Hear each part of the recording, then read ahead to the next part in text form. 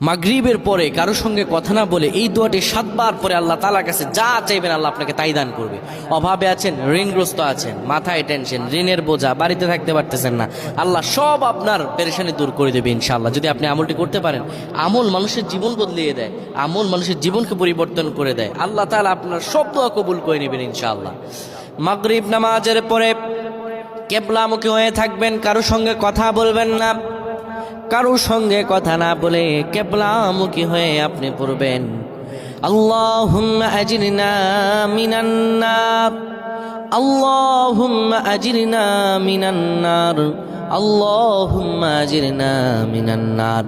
যদি এটি আপনি মাগরিব নামাজের পরে কারো সঙ্গে কথা না বলে পড়ে 7 বার পরে দুটি হাত তুলে আল্লাহর কাছে দোয়া করেন, আল্লাহ জাহান্নামের আগুন থেকেও বাঁচাবেন এবং আল্লাহ আপনার সব দোয়াগুলো কবুল আর মঞ্জুর করে নেবেন। আল্লাহুম্মা আমিন।